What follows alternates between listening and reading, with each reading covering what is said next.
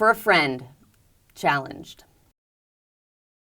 I shouldn't have left you without a without, so you made one with your own hands. This isn't about anything but the actual needle in its plastic sleeve, a literal pin in a literal cushion, sitting inside your desk drawer. It doesn't need finding to stay put. Where would you live now? Where do I? My father is in a hospital, his jellyfish heart drying out. I have my own heart and unmoored trees, uprooted and left for pickup. The cat claws at the doorframe.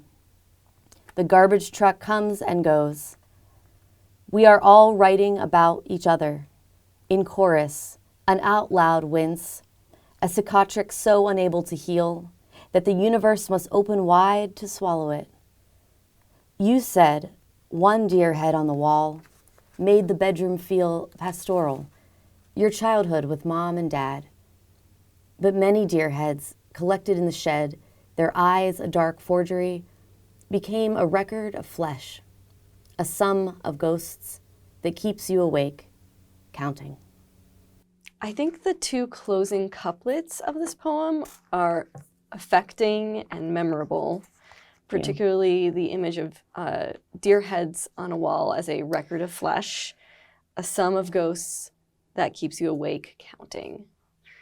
Hunting trophies that are meant to evoke a fond connection to nature, also evoke the human tendency to romanticize violence. Tell me about how that image found its way into the poem. Such a great point. It's so human of us to try and trap nature in this horrific way. And so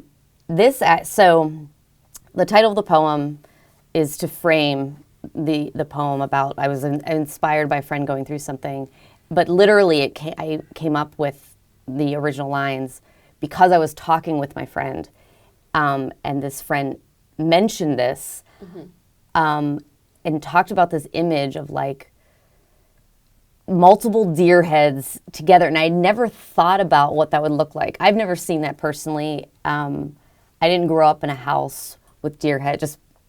I from Pittsburgh, Pennsylvania. A lot of my friends had parents that were hunters, but my parents weren't. And I had never before thought about what that would look like or feel like to see multiple heads in a pile. And she mentioned this and was describing it, and it was such a memorable image for me. And then I thought about, how does that shape your perception of nature as a kid? And that's like a common thing, to have a pile of animal heads in your house. Oh my God, that's the most horrific thing. So that really, that's where partially this poem, that is where this poem started.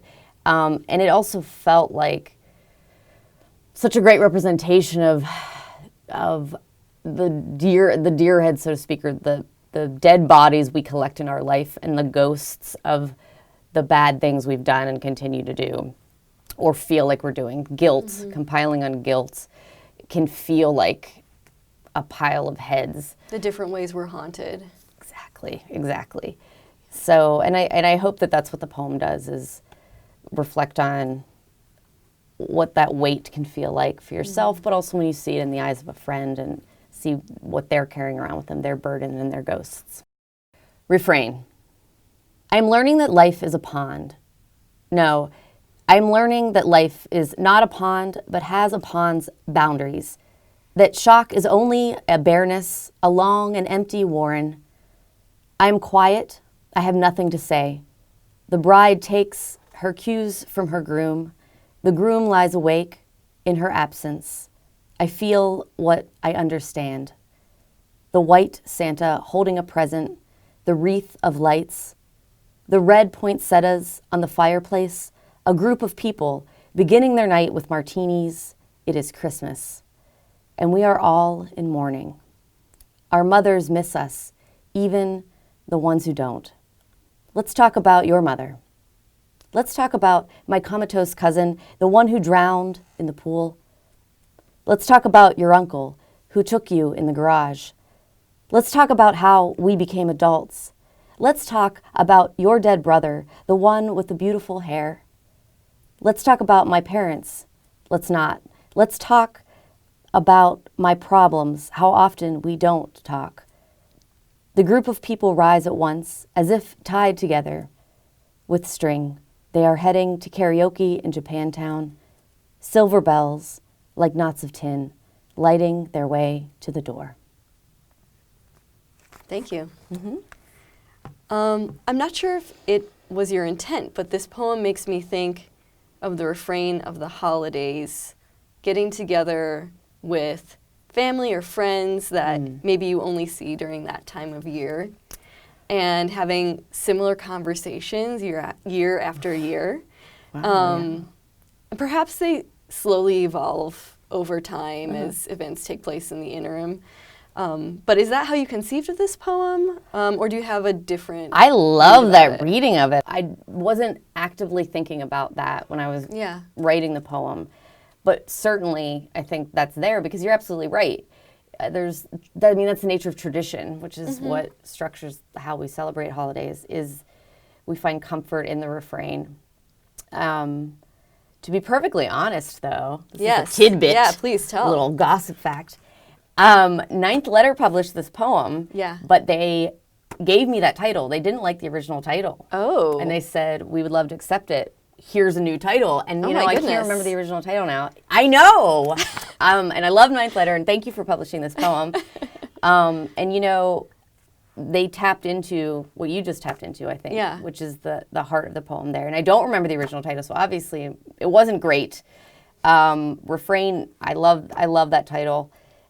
The poem came during a time where I was feeling frustration with doing things for the sake of doing things, which the holidays bring out in me a lot too, is why are we doing this?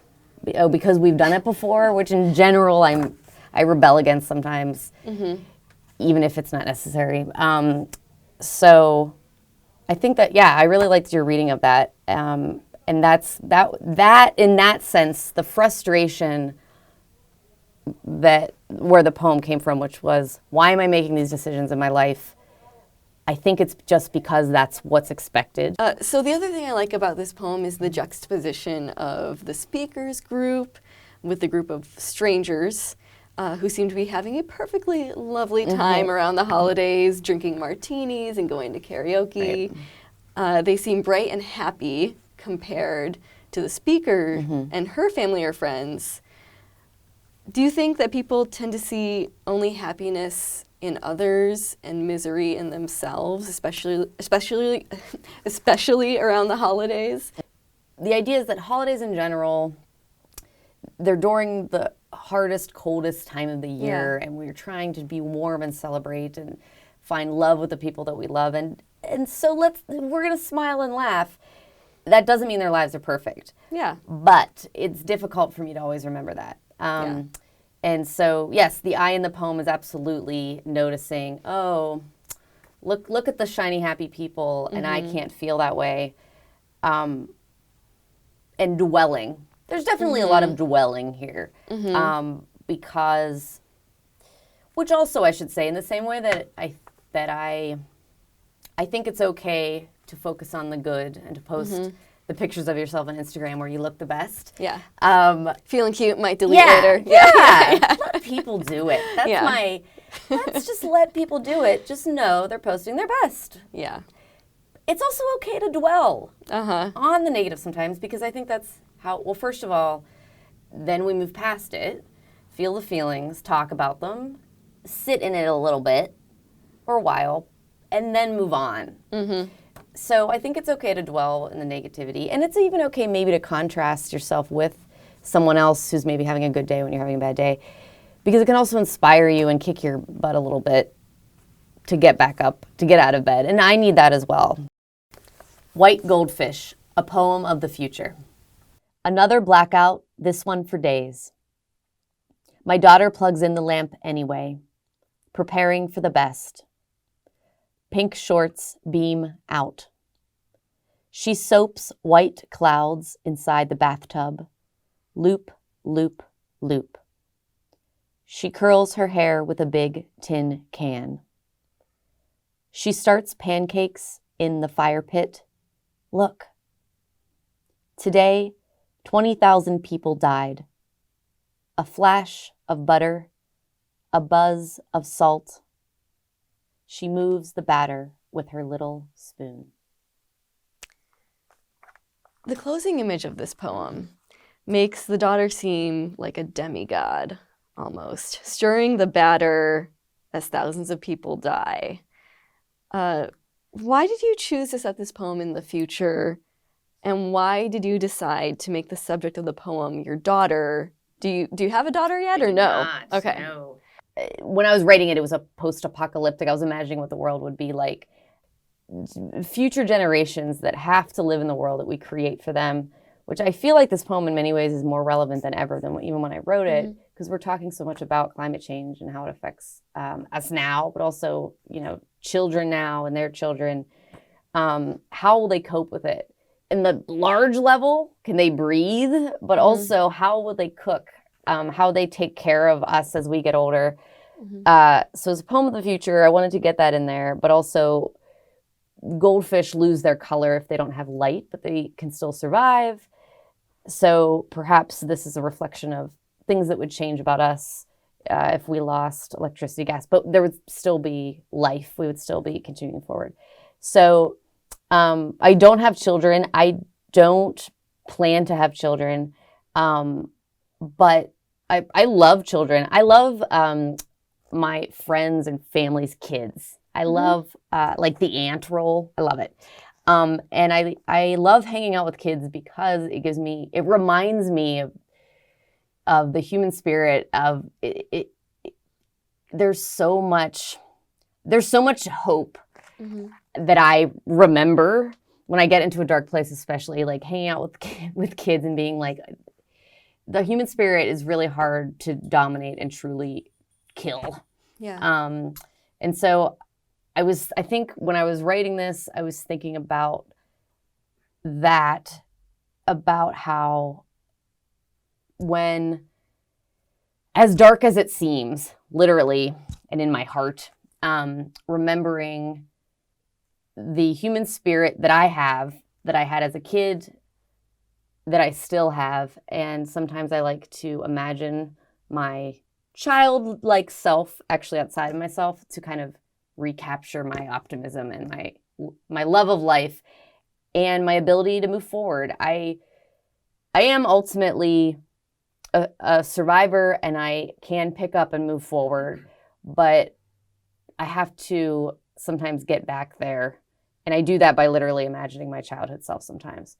In conclusion, the daughter character came from one of these reflections of my childhood self. How would that childhood self or that child spirit in me get up and keep going and keep moving? Yeah. And so that's where the daughter came from, in addition to some of these other things we're talking about. So I love what you said about the daughter being a demigod. And that's really...